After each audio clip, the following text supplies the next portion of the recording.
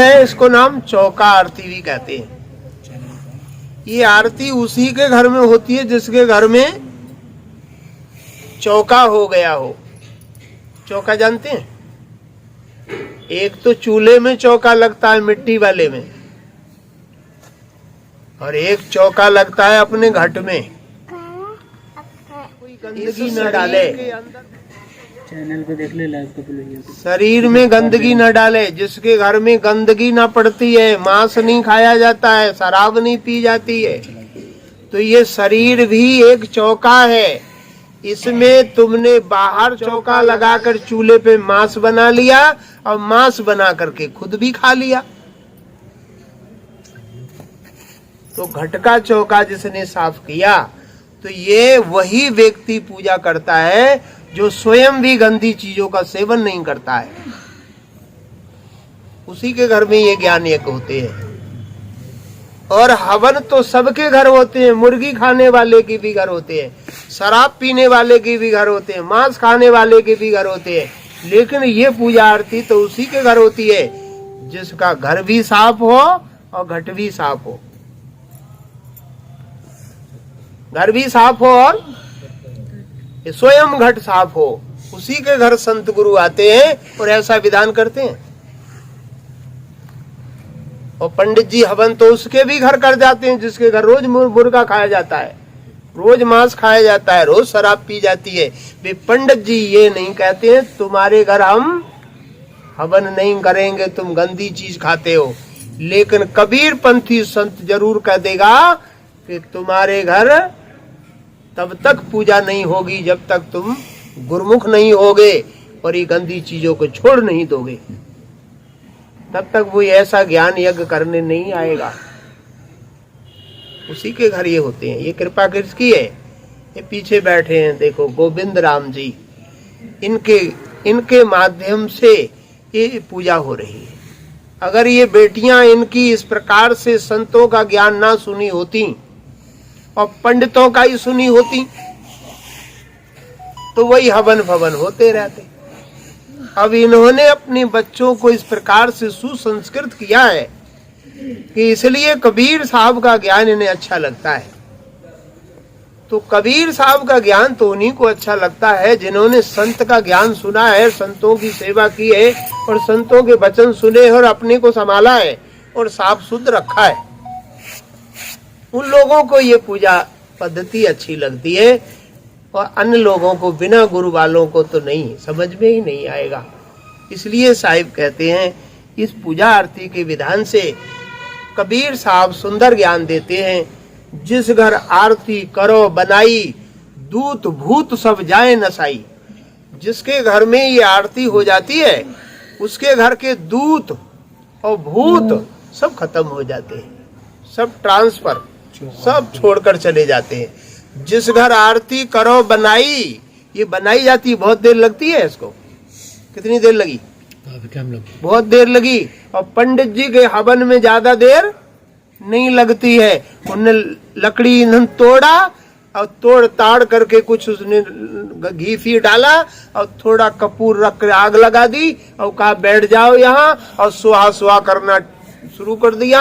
और उसमें जो सामग्री होती है उसमें भी कीड़े पड़ जाते हैं, कहीं कहीं सड़ी भूसी दे देते हैं, तो वो कीड़े भी सुहा, वो सुड़ी है वे भी सुहा, सब सुहा करके चला गया। लेकिन इसमें तो पवित्र पूजा है ये कबीर साहब की। इसलिए जिस घर आरती करो बनाई, दूत भूत सब जाए नसाई।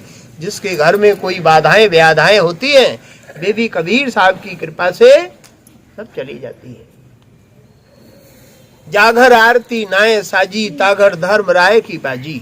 जिसके घर में गुरुमुख होने के बाद ये ऐसी पूजा नहीं कराते हैं तो जितना आनंद और सुख और धन और संपत्ति आना चाहिए उतनी नहीं आती है, ब्रेक ले लेके आती है। इसलिए कबीर साहब कहते हैं ऐसा कोई आयोजन करता है, खेत में बीज बोते हो तो ही बढ़ चढ़ के अनाज आता है, और बोगे ही नहीं तो नहीं आएगा। इसलिए कबीर साहब सुंदर बात कहते हैं ये ऐसी शिक्षा कबीर साहब ने दिया। जागर आरती करो बनाई, दूत भूत सब जाए नसाई। जागर आरती नाये साजी, ताघर धर्म राय की बाजी। जिसके घर में संत की पूजा नहीं होती, संत का आदर नहीं होता, संत का ज्ञान नहीं मानते, कबीर साहब कहते हैं उन घर, जिस घर संत ना पूजी हैं, गुरु की सेवा नाए, ताघर जम डेरा करे, भूत बसे दिन माए। उनके घर में दिन में भूत आ जाते हैं। जिसके घर में संत गुरु का आदर नहीं होता, उनके घर में दिन में भूत आ जाते हैं। लड़कियों पे आ जाएं, लड़कों पे आ जाएं, औरतों पे आ जाएं, किसी पे आ जाएं, भूत दिन में आ जाते हैं। लेकिन कबीर साहब के मानने वाले के घर ये भूत नहीं आता। तो भक्ति करता है, परमात्मा से जुड़ा रहता है, उसके घर भूत क्यों आएंगे? इसलिए कबीर साहब ने सुंदर आयोजन किया और सब इस ज्ञान यज्ञ के माध्यम से ये देखो, आज बिलासपुर में ये पहले बार ये कबीर साहब की पूजा हो रही है। ये पहले बार ये कबीर साहब की पूजा हो रही है। और यज्ञ तो होते ही रहते होंगे, हवन तो होते ही रहते होंगे। तो कबीर साहब का मानने वाला तो कोई कोई है, कोई कोई दिखाई देता है, दूर दूर तक ढूंढे से मिलता है कोई कबीर साहब को मानने वाला। और दुनिया भर के देवी देवा भूत भवानी भैरव भोपा को पूजने वाली तो दुनिया है, ये तो कहीं से देख लो। लेकिन कबीर साहब की पूजा करने वाला कोई कोई दिखाई देता है। इसलिए ये साहिब का मार्ग है, ये भक्ति का मार्ग है, ये भक्ति का मार्ग है। ये भक्ति करके मुक्ति मिलती है, परमात्मा के घर आत्मा जाती है। और जो भक्ति संत गुरुओं के बताए नहीं चलता है तो वो तो नरक 84 में आत्मा चली जाती है, उसको कोई सुख प्राप्त नहीं होता है। इसलिए गोविंद राम जी की सुपुत्री, क्या नाम है तेरा? देखो ये गंगा देव, ज्ञान की गंगा बहा लाई। तो ऐसा ज्ञान ये गंगा देवी ने, ये देखो अपने नए घर में, तो जिसके घर में पूजा हो जाए, संत गुरु आ जाएं, वो तो बहुत बड़े भाग की बात है। आज कितने लोगों ने इसके घर में आकर के भोजन पानी किया, ज्ञान यज्ञ भी हो गया। और जिसके घर ऐसा आयोजन हो जाए तो फिर तो सुख ही सुख है, आनंद है। तो कबीर साहब कहते मंगल भुवन अमंगल हारी। तुलसीदास जी एक रामायण में कहते हैं, चौपाई में, मंगल भुवन अमंगल हारी, द्रवहु सु दशरथ अजर बिहारी। मंगल माने आनंद, भुवन माने घर में। जिसके घर में सत्संग होता है उसके घर की अमंगलता दूर हो जाती है। मंगल भुवन, मंगल माने सत्संग, आनंद की, ज्ञान की बातें जिसके भुवन माने घर में होती है। मंगल भुवन अमंगल, अमंगल माने परेशानियां, दुख, हारी माने हर जाते हैं, खत्म हो जाते हैं। जिसके घर संत गुरु आकर सत्संग देते हैं, कथा सुनाते हैं, उनके घर की अमंगलता खत्म हो जाती है। ये तुलसीदास जी रामायण में कह रहे हैं। बस केवल क्या करते हैं लोग, संत गुरुओं को नहीं बुलाया और रामायण पढ़ा दी। और रामायण पढ़ने वाले कितने घृणित हैं लोग, कितने बीड़ी पी कर आए रामायण पढ़ने लगे, शराब पी कर आए रामायण पढ़ने लगे, मुर्गा खा के आए रामायण पढ़ने लगे, लेटरिन बाथरूम गए नहाए ही नहीं रामायण पढ़ने लगे। ये ऐसी दुर्दशा हो गई है। और तुम्हारे गुरु घर आए तो नहाए और पूरे दिन भूखे रहे, क्यों रोटी न खाई। ये यज्ञ ऐसे नहीं होता है। ये तो कोई गुरु आता है, पूरे दिन व्रत रहता है और व्रत रह करके नहा धोकर बैठता है, तब कहीं ये पूजा पद्धति फाइनल होती है। और पंडित जी एक दिन में न जाने कितने यज्ञ कर हवन कर देते हैं। नौ दुर्गा आ जाए मौका से, एक दिन में न जाने कितने हवन, 5 मिनट भय और हवन खत्म। हाँ, ये देखो इसमें और उनमें कितना अंतर है। नहीं अंतर, कितनी दिन देर से आयोजन और कितने दिनों से बुलावा। ये आज सदगुरु की कृपा हो गई और ये सोमवार के दिन में और अगहन के दिन में, अगहन के महीने में ये पूजा आरती ये गंगा देई के घर में हुई। तो साहिब कहते हैं अगहन ऐसे आए जीवन में धीरज धर लो मन में। अगहन महीना हिंदी होता है ना। अगहन ऐसे आए जीवन में धीरज धर लो मन में, ए जिंदगी को कौन भरोसो छूट जाए क्षण में। भरोसा साहिब में राखो, होनी हो सो होए भलाई, झूठ मती भाको।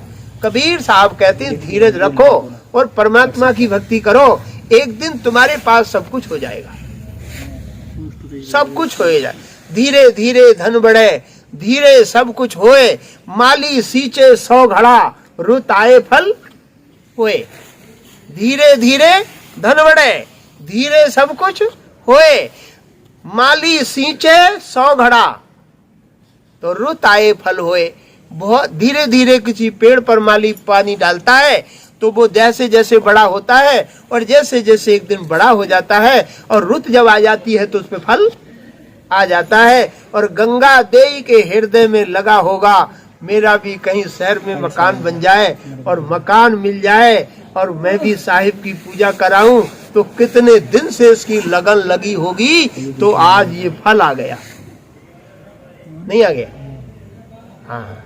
धीरे धीरे धन बढ़े, धीरे सब कुछ होए, माली सींचे 100 घड़ा, तो रुत आने पर फल, ये समय आ गया, ये फल की प्राप्ति हो गई। तो धीरे धीरे सदगुरु कबीर साहब कहते हैं कोई संतोष रखे, अगहन ऐसे आए जीवन में धीरज धर लो मन में। धीरज माने संतोष, और परमात्मा को याद करो धीरज धर के, वो तुम्हारी बिना मांगे ही व्यवस्थाएं कर देगा। ऐसे एक कबीर साहब शिक्षा देते हैं।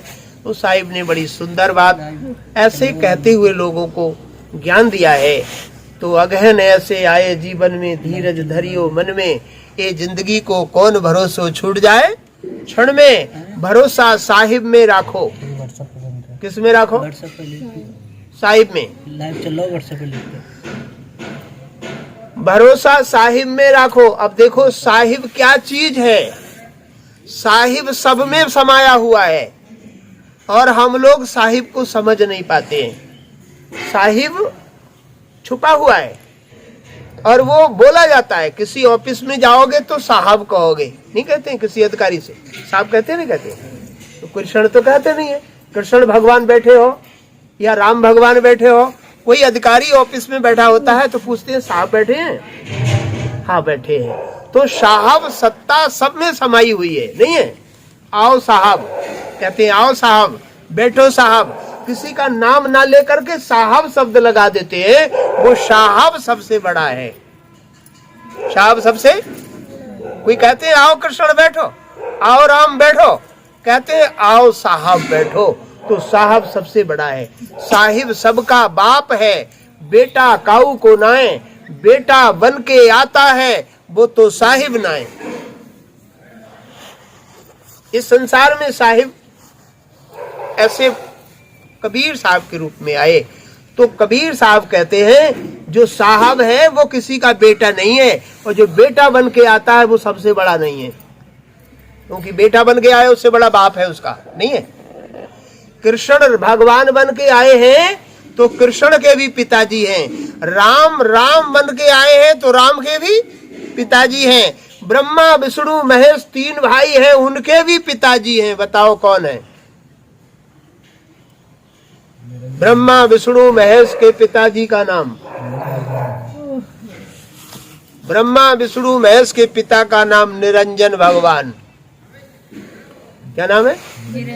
निरंजन भगवान। लेकिन साहिब के पिता का कोई पिता नहीं है, ना साहिब के पिता है। साहिब तो स्वयं साहिब है। साहिब, इसलिए कबीर साहब कहते हैं वो सबसे बड़े साहिब का भजन करोगे आनंद होगा, और छोटों का करोगे तो उतना आनंद नहीं होगा जितना बड़े से संबंध होगा तुम्हारा।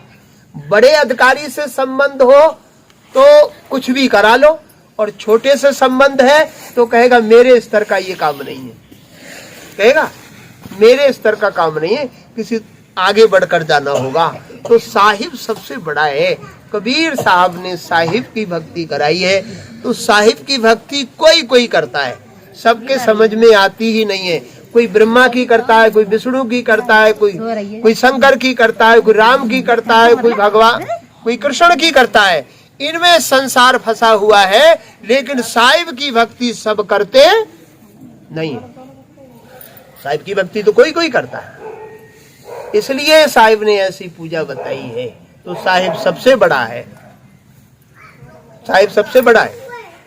इसलिए हम लोग सबको कहते हैं साहिब बंदगी, कहते हैं ना, साहिब बंदगी, उस साहिब की बंदगी जो सबसे बड़ा है। तो साहिब सबसे बड़ा है, इसलिए कबीर साहब कहते उससे बड़ा नहीं कोई है। लाओ एक शब्द को बोलते हैं, कहाँ है कंचन?